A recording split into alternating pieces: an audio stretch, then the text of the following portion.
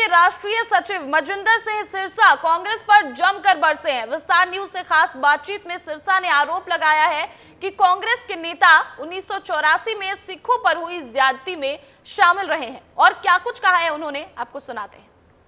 इस समय मनिंदर जी हमारे साथ में, हम उनसे बात कर रहे हैं, उनसे समझेंगे कि सर पंजाब में एक बार फिर खतरा खड़ा हो रहा है। जो खालिस्तान मूवमेंट है वो जोर पकड़ रहा है, कनाडा उसका समर्थन कर रहा है, कई अंतर्राष्ट्रीय जो है खतरे हमारे सामने, हमारे देश के सामने, उस पर बात नहीं हुई, उस पर क्या कहेंगे? देखिए, ऐसा कुछ नहीं है। ये कुछ शरारती लोग हैं जो अक्सर ये काम करते रहे हैं। 1984 के बाद ये डेफिनेटली कम्युनिटी के मन में बहुत पेन था, और उस पेन के चलते देखिए, आप एक मुल्क के अंदर जब आप किसी कम्युनिटी के लोगों को चुन चुन के मारेंगे तो उनके मन में ये तो गुस्सा आएगा कि हम नहीं रहना चाहते तुम्हारे साथ। स्वाभाविक है, घर में बेटे भी दो लड़ पड़ते हैं, कोई बहू को थप्पड़ मारते वो भी कहता मैं अलग होना है। लेकिन वो हालात जो हैं आज नहीं है। देश के लोग जानते हैं, ये कुल 10-20 लोग हैं जिनको बाहर से विदेश से फंड मिलता है। वो ऐसी एक खबर बना देते हैं जो सोशल मीडिया पे या मीडिया के ऊपर बड़ी सनसनी बनकर चलती है। इसके अलावा और कुछ नहीं है।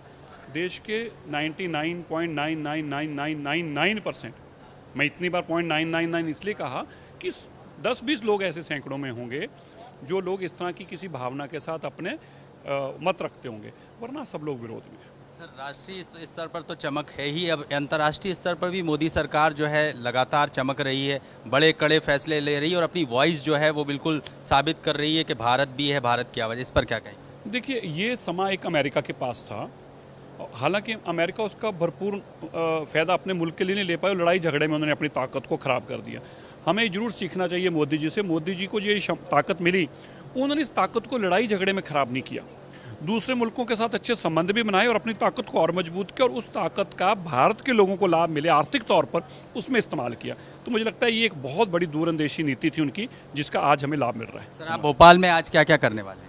मैं अपनी कम्युनिटी से, पंजाबी और सिखों से खास तौर पर अपनी बातचीत कर रहा हूँ।